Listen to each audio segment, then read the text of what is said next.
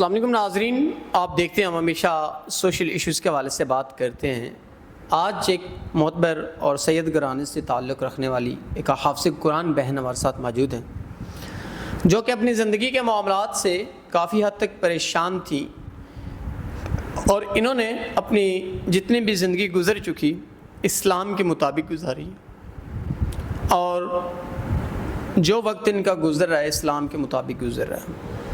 تو کافی معاملات زندگی ہیں جن کی وجہ سے یہ پریشان ہیں، تو آئیے ان سے جانتے ہیں۔ السلام علیکم۔ وعلیکم السلام۔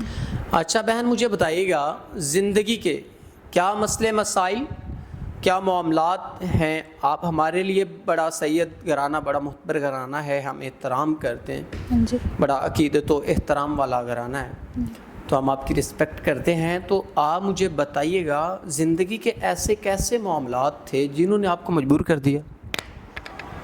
جی، دراصل آپ کو سب سے پہلے تو ہمارے معاشرے کا پتہ ہی ہے کہ کس طرح کا معاشرہ ہے اور کون سے حالات ہیں یہاں پہ۔ نہ سیدہ چھوڑیں، یہاں پہ کوئی بھی بندہ، اب آپ میرا ہی حساب لگا لیں، میں سیدہ ہوں اور میں یہاں پہ اپنے آپ کو تحفظ محسوس نہیں کرتی ہوں۔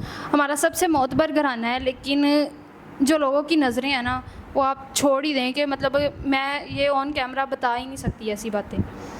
ایک تو اب میں اکیلی ہوں اور میں ہی بچوں کو نا گلی محلے میں قرآن پاک پڑھا کے تو اپنا گزارا کر رہی ہوں، اور اس معاشرے میں سروائیو کرنا اکیلی عورت کے لیے تو بہت ہی مشکل ہے۔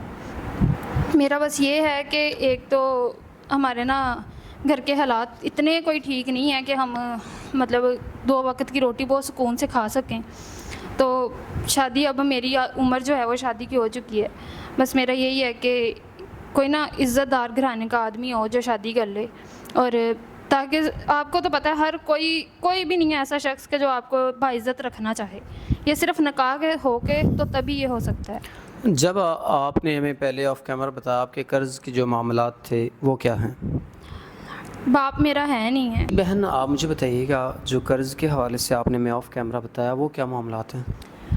وہ میرے والد صاحب کی جو ہے وہ وفات ہو گئے ہیں، وہ فوت ہو چکے ہیں، اور والدہ کے نا علاج کے لیے میں نے لیے ہوئے تھے قرض۔ اپنے نا ادھر ہمارے محلے میں ہی رہتے ہیں جو مطلب تھوڑے معتبر لوگ ہوتے ہیں، جن سے ہم پیسے والے ہوتے ہیں تھوڑا بہت، لیکن نا بہت ہی کوئی ضلالت ہو، میں نے پیسے لے کے نا مجھے لگتا ہے میں نے بہت ہی بڑی غلطی کی ہے۔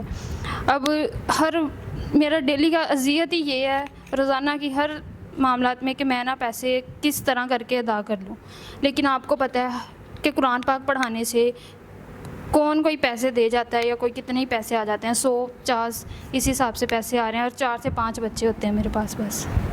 اگر کوئی ایسا انسان جو آپ کے قرض کے معاملات آپ کو تحفظ دیتا ہے، آپ سے نکاح کرتا ہے، آپ کے تمام تر جو پریشانیاں اس کو حل کرتا ہے، اگر اس کی عمر بڑی ہو یا پہلے شادی شدہ ہو یا آپ کو باہر لے جانا چاہے، آپ کو اس میں مسئلہ تو کوئی نہیں ہوگا؟ عمر بڑی کی تو بات ہی نہیں ہے۔ آپ کو پتہ ہے ہمارے اسلام میں اس چیز کی اجازت دی گئی ہے کہ لڑکا لڑکی کی ایج کا تو کوئی ڈیفرنس اس میں بتایا ہی نہیں گیا ہے، لیکن یہ ہو کہ عزت کا محافظ ہو۔ میں یہ نہیں ہے کہ آج شادی کروں اور بعد میں پھر وہی حالات خراب ہوں، تو کوئی محافظ ہو، بے شک بڑی عمر کا یہ اس کا کوئی ایشو نہیں ہے۔ ناظرین، بہن نے واضح طور بتا دیا، سیدہ بہنیں حافظ قرآن بھی ہیں، انہوں نے واضح بتا دیا کہ میں ایک ایسے انسان کو چاہتی ہوں کہ جو میرا محافظ بنے۔ عمر کا کوئی مسئلہ نہیں، کسی قسم کا کوئی مسئلہ نہیں، لیکن انسان رسپیکٹ دینے والا ہو۔ تو ہم امید کرتے ہیں کوئی ایسا انسان جو ان کو رسپیکٹ دے اور ان کا محافظ بنے، تو وہ ضرور ان کے ساتھ نکاح کرے۔ تو اسی کے ساتھ اپنے میزبان نواب احمد کو دیجیے گا اجازت۔ خدا حافظ۔